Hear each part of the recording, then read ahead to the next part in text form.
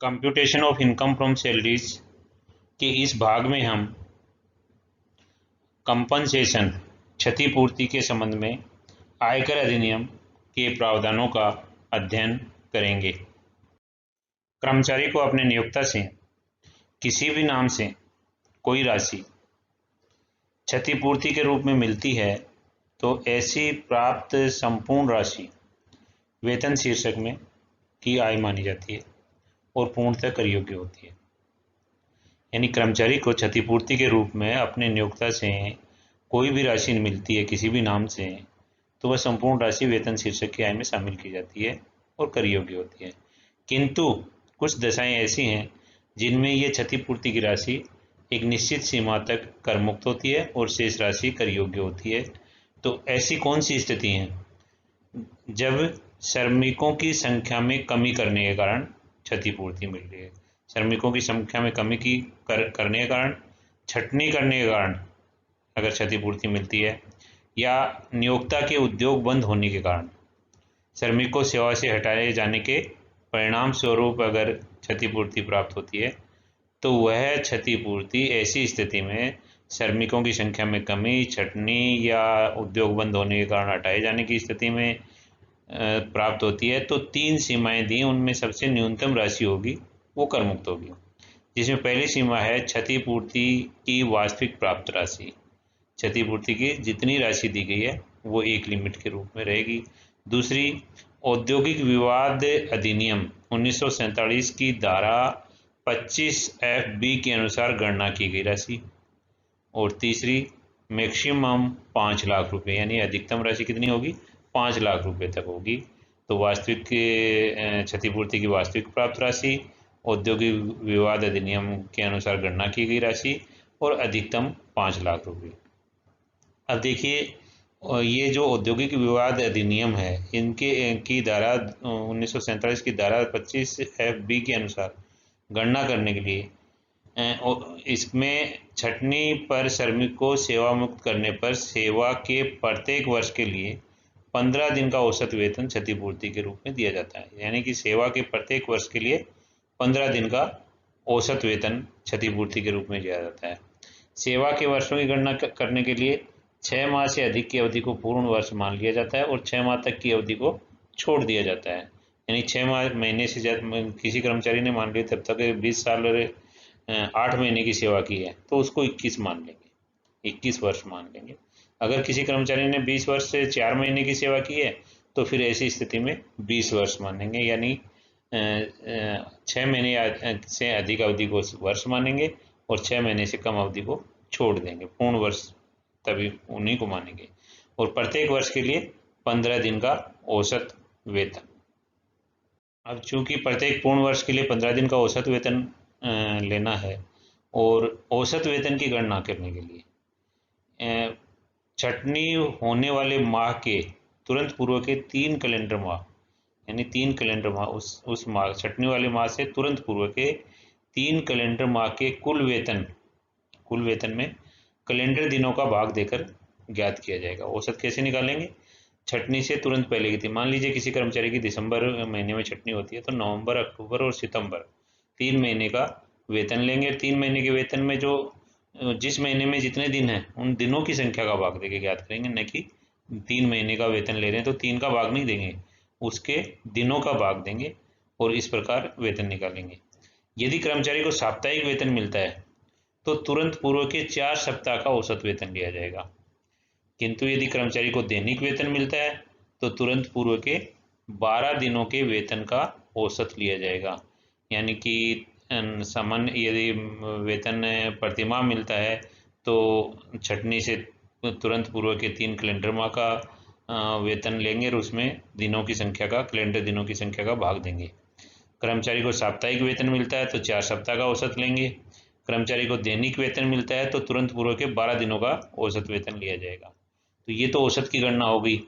अब वेतन में क्या होगा? वेतन में बोनस, ग्रेच्युटी, कर्मचारी के कल्याणार्थ स्थापित किसी कोष में नियोक्ता के अंशदान को छोड़कर, किस किस को छोड़ा है?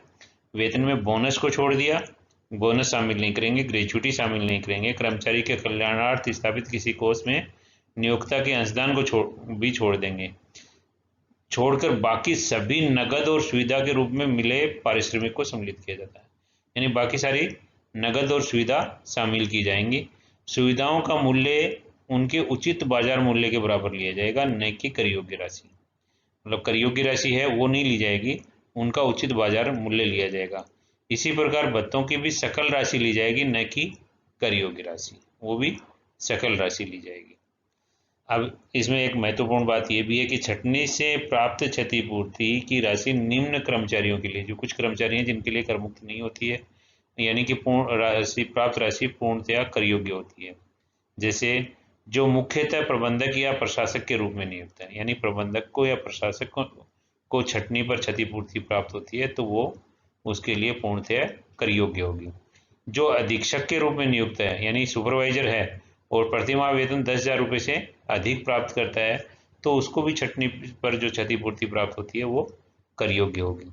जो अधीक्षक के रूप में नियुक्त हो किंतु कार्य मुख्यतः प्रशासक और प्रबंधक के रूप में करता हो, मतलब नियुक्त तो अधीक्षक के रूप में पर कार्य किस तरह का कर रहा है, प्रशासक का कर रहा है, प्रबंधक का कर रहा है, तो ऐसी स्थिति में वो 10,000 वाली लिमिट भी नहीं रखेंगे, उसकी फिर सारी कर योग्य हो जाएगी। यदि कर्मचारी को छंटनी के अतिरिक्त, यानी छंटनी के कारण नहीं, अन्य कारणों से नौकरी से हटाया जाए और क्षतिपूर्ति की राशि का भुगतान किया जाए तो ऐसी क्षतिपूर्ति की राशि पूर्णतः कर योग्य होगी। यानी कि छंटनी के अलावा कोई कारण से उसको नौकरी से हटाएं और क्षतिपूर्ति दें, कंपनसेशन दें, तो वह पूर्णतः कर योग्य होगा, फुल्ली टैक्सेबल होगा। इसमें एक अपवाद है, यदि छंटनी पर क्षतिपूर्ति का भुगतान केंद्रीय सरकार द्वारा अनुमोदित किसी नियम या योजना के अंतर्गत किया जाता है तो ऐसी प्राप्त क्षतिपूर्ति की संपूर्ण राशि पूर्णतः कर मुक्त होगी। मतलब केंद्रीय सरकार द्वारा अनुमोदित किसी नियम या योजना के अंतर्गत क्षतिपूर्ति की राशि का भुगतान किया जाता है तो वह ऐसी स्थिति में पूर्णतः कर मुक्त होगा, फुल्ली टैक्स फ्री होगा। यदि कोई कर्मचारी कारखाने में काम करते समय किसी दुर्घटना के कारण शारीरिक या मानसिक रूप से असक्षम हो जाता है या उसकी किसी दुर्घटना में मृत्यु हो जाती है तो ऐसी दशा में नियोक्ता को कर्मचारी क्षतिपूर्ति अधिनियम में वर्णित प्रावधानों के अनुसार क्षतिपूर्ति का भुगतान करता है। जैसे भोपाल गैस दुर्घटना के समय कार्यरत श्रमिकों को भुगतान किया गया था। कर्मचारी अथवा उसके परिवार के सदस्य को ऐसी प्राप्त क्षतिपूर्ति पूर्णतः कर मुक्त होती है। यानी कारखाने में काम करते समय किसी दुर्घटना के कारण कर्मचारी अपंग हो गया या उसकी मृत्यु हो गई और उसके बाद नियोक्ता ने कोई क्षतिपूर्ति उसे स्वयं को या उसके उत्तराधिकारी को या परिवार के सदस्य को कोई राशि देती है तो ऐसी क्षतिपूर्ति पूर्णतः कर मुक्त मानी जाएगी, पूर्णतः कर मुक्त होगी, फुल्ली टैक्स फ्री होगी। अब हम एक क्वेश्चन के माध्यम से क्षतिपूर्ति की राशि की, कर मुक्त राशि की गणना को समझेंगे।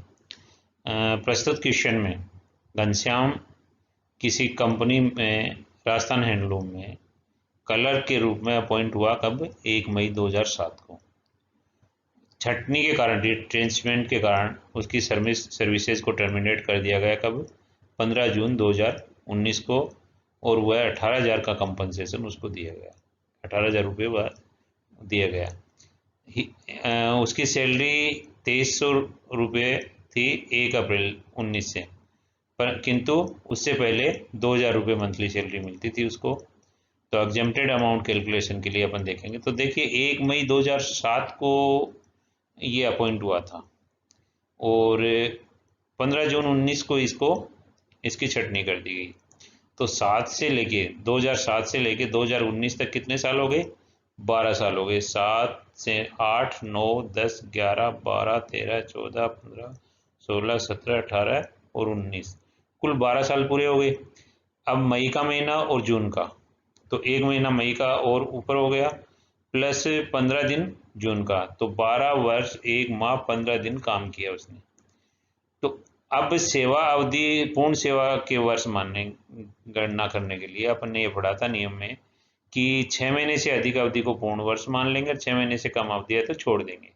तो 12 वर्ष तो पूरे हैं, पर 1 महीने और 15 दिन, चूंकि 6 महीने से कम अवधि है तो उसको छोड़ दिया जाएगा। तो कुल कितने लेंगे? 12 वर्ष लेंगे। अब 12 वर्ष तो ये लेंगे। अच्छा, वेतन कौन सा लेंगे उसका? वेतन देखिए उसको 1 अप्रैल से 2300 रुपये मिल रहा है। अब नियम में ये देखा था अपन ने कि जिस महीने में छटनी होती है उससे तुरंत पूर्व के 3 कैलेंडर माह का वेतन लेंगे और उसमें कैलेंडर दिनों का भाग देंगे। तो चूंकि जून 15 को ये टर्मिनेट हुआ है, तो जून तो लेंगे नहीं, तो मई, अप्रैल और मार्च। तो अब 1 अप्रैल को यानी कि अप्रैल में और मई में तो इसको 2300 रुपये मिले, और मार्च में कितने मिलेंगे? मार्च में 2000। इससे पहले उसको 2000 रुपये मिल रहे थे। तो मार्च के 2000, अप्रैल के 2300 और मई के 2300, कुल मिला के ये पैसा उसको इसकी सैलरी होगी 3 महीने की। 2300 इंटू 2, 2000 इंटू 1। दिन कितने हो गए? मार्च में 31 दिन, अप्रैल में 30 दिन और मई में 31 दिन। तो इनका भाग दिया, तो 2300 इंटू 2 प्लस 2000 इंटू 1 बटा 31 प्लस 30 प्लस 31 दिन, तो बराबर हो गया ये 71.74 रुपये प्रतिदिन। औसत दैनिक औसत वेतन कितना हो गया? 71.74। अब 3 लिमिट अप्लाई करेंगे अपन क्षतिपूर्ति की करमुक्त राशि ज्ञात करने के लिए, क्योंकि तीनों में से जो सबसे कम राशि होगी वो करमुक्त होगी। तो पहली की लिमिट थी उसमें वास्तविक प्राप्त क्षतिपूर्ति, वास्तव में कितनी प्राप्त हुई है इसको? 18,000 रुपये। दूसरी, सेवा के 1 वर्ष के लिए 15 दिन का औसत वेतन के आधार पर वेतन। तो चूंकि 12 साल नौकरी की है, 12 वर्ष नौकरी की है, तो 12 साल इंटू 15 दिन, 1 साल के लिए कितने दिन दे रहे हैं? 15। तो 12 इंटू 15, और दैनिक औसत वेतन अपन ने कैलकुलेट किया था 71 रुपये 74 पैसे। तो मल्टीप्लाई किया तो ये 12,913 रुपये हुई। और अधिकतम राशि कितनी है? 5 लाख रुपये। वो लिमिट तीसरी हो गई। चूंकि सबसे कम राशि को कर मुक्त करना है, तो सबसे कम राशि कितनी है? 18,000, 12,913 और 5 लाख। तो 12,913 रुपये सबसे कम राशि है जो कर मुक्त हो जाएगी। और बाकी 18,000 में से 12,913 घटाने के बाद जो बचेगा वह कर योग्य हो जाएगा, यानी 5,087 रुपये। 5,087 क्या हो जाएगा? कर योग्य हो जाएगा। 12,913 कर मुक्त हो जाएगी। धन्यवाद।